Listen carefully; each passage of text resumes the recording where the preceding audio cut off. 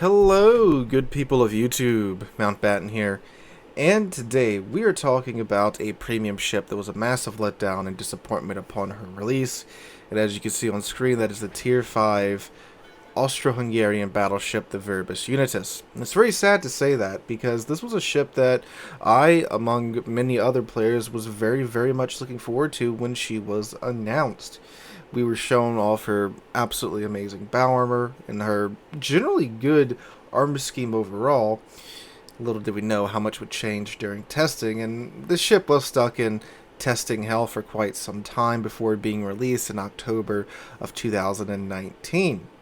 Now, this is a real still historical ship.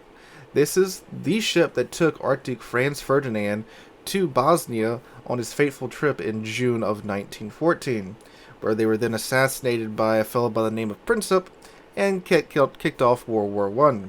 The ship later went on to participate in several actions in the First World War before being handed over to the Serbs in an attempt to keep her out of Allies' hands when it was pretty evident that the war was not going in the direction of the Central Powers. She was later sunk by the Italians using some very sneaky tactics with some mines.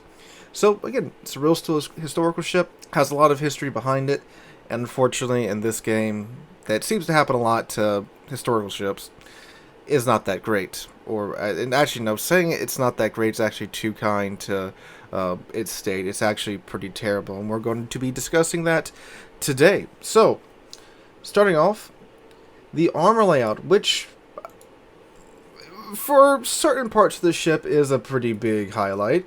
It's got some fantastic bow armor. It has a 110mm wrap-around bow that has additional plates of 150mm on the cheek, and then its side armor is not that great at all. Well, it's not really the side armor, it's the placement of the citadel. This ship's citadel is absolutely massive, and it's high up out the waterline for everyone to see. So many battleships can go right through this ship's side armor and just absolutely obliterate the citadel. In fact, you should be watching two replays, and one of them you see that happen to me just randomly, as it does in this ship. Those random side shots that normally chunk other battleships for, maybe a fourth or a fifth of their health from across the map absolutely obliterate the Viribus Unitus. But if you do manage to keep your bow toward the enemy, you are going to be bow tanking for years in this ship, as long as you have enough health to do so. And that takes us to our next point about the Viribus Unitus, its survivability. For some unknown reason, well, I guess it's in terms of its health pool, it makes sense given how small this ship is. It has a very low HP count at Tier 5. 35,700 HP. That's it. That's all you get. 35,700. You can take Survivability expert and crank that up a little bit more, but I mean, you're only at Tier 5, so it's kind of a waste of points.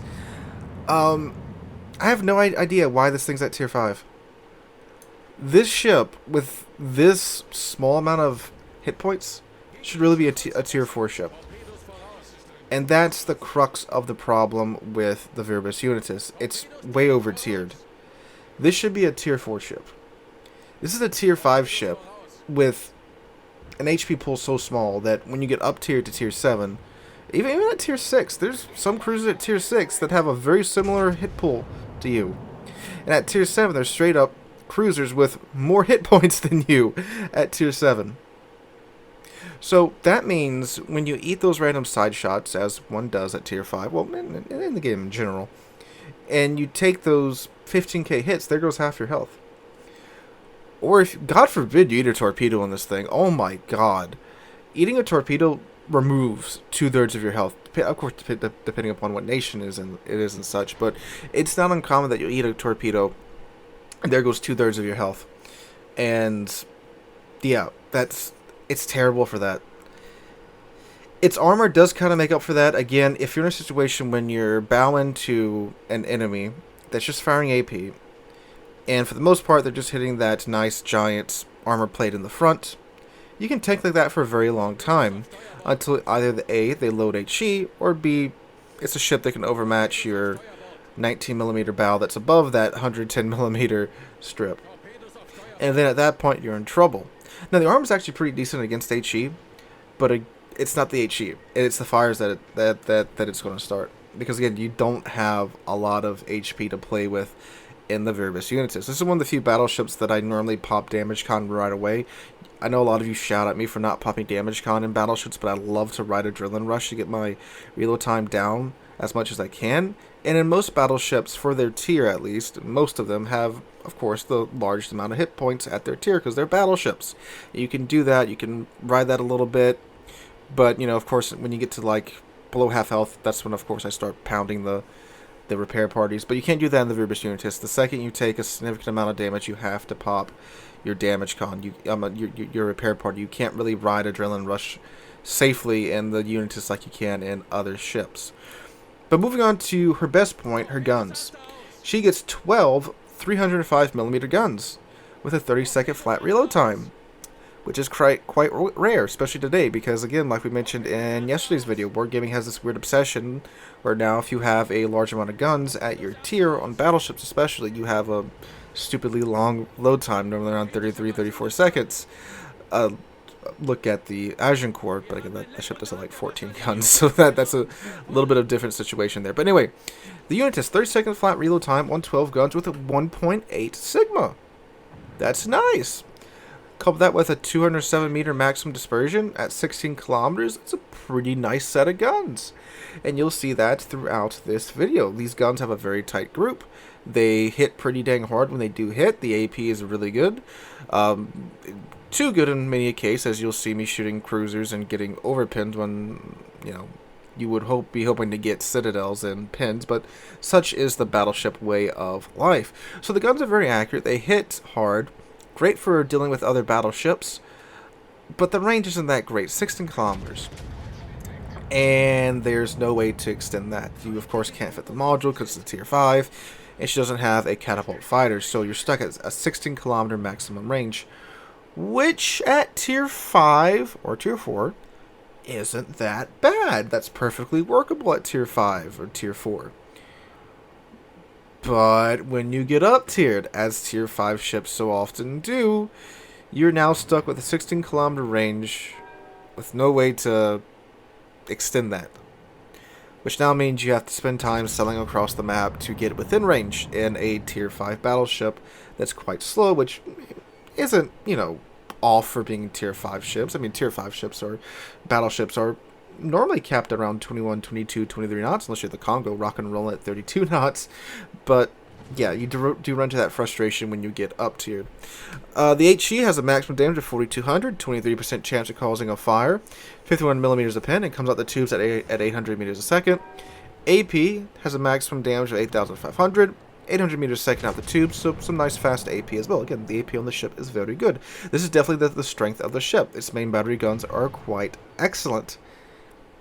Everything else from here on out is not that great. There's one more highlight, but then that's it. AA, Hans has a Luger on deck shouting at planes. That's another thing too. It's a tier 5 battleship. That means it can, of course, see tier 6 carriers, which it will see. I got very lucky, very, very, very lucky. In the matches I was playing for this video, I didn't get a single CV game. That is stupidly rare at tier 5. Tier 5, there's a lot of double CV games, tier 6 CVs. Double tier 6 CVs, tier 6 CVs, tier 4 CVs. It's pain.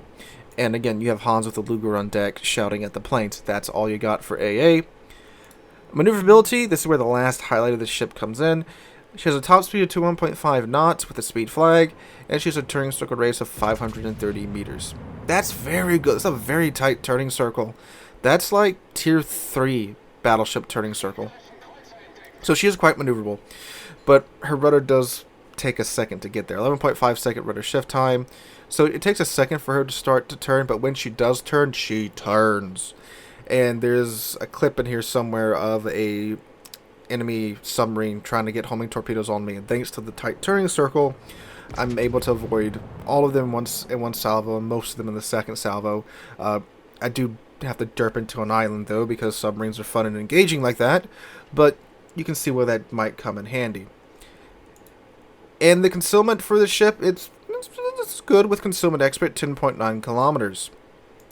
Oh, and I almost forgot to mention, again, the other massive downside of the ship. The firing angles, if you haven't been able to notice on screen, this thing's firing angles make Grosser Kurfürst blush with how bad they are. You cannot bring the rear turrets on target without putting yourself at a massive risk to simply losing all of your ship in a single salvo from the enemy team. And that's happened to me multiple times in the ship, where I've been sailing around, having to keep my bow pointed to toward one enemy that I'm engaging, and then across the map, like a Fuso or some other tier 6 or tier 5 battleship, just absolutely delete you one salvo. This is one of the few battleships that it's very easy to completely dev strike from full health to nothing. It is that weak when you get around to its sides.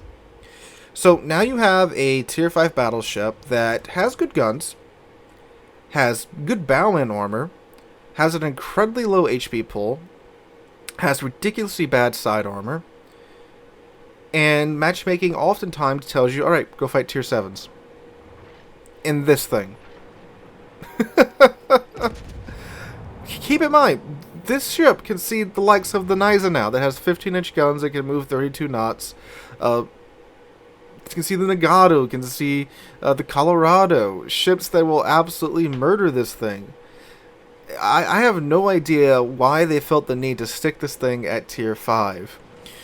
But even with this current situation, it could work at tier 5 if they had done one or two things different. If they had given it a super heal, that would have been much appreciated. It won't save you from being blapped from full health to not, but it can certainly help out, when you eat one torpedo and now 2/3 of your ship's health is gone, or help out with the fact that you don't really have AA and you're expected to fight in double CV games.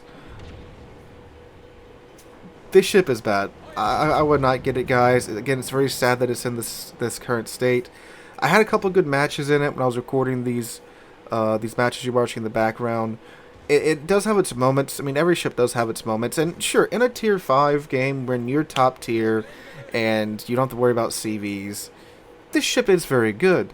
But the fact of the matter is that's not going to be every game. Plus 2, you can't even say it's a Pan-Euro battleship trainer because we don't have a Pan-Euro battleship line yet, the way that they're going. I'm sure we'll get one probably in the next year or so, but it can't even be used for that. If you want a tier 5 battleship that's good to play, that's fun, go get an Agincourt. That's a very nice tier 5 battleship. But anyway, guys, it's my 2 cents on the Viribus Unitus. Let me know what you guys think about the ship in the comments down below. If you managed to pick one up in a container or something, or if you bought one, which has been your experience with her. If you're doing good in her, excellent, good. I'm glad you're doing great in her. I just don't think it's a ship that anyone else needs to spend money on, because it's definitely got more downsides than ups, and in most situations it's just going to be a frustrating ship to play. Alright guys, hope you guys have a wonderful Tuesday and a wonderful week. If you enjoyed the video, make sure to drop a like and subscribe to the channel. One way to 35,000 subs, and I can't thank you guys enough for that. Hope you have a wonderful week, and I hope to catch you guys in the next one.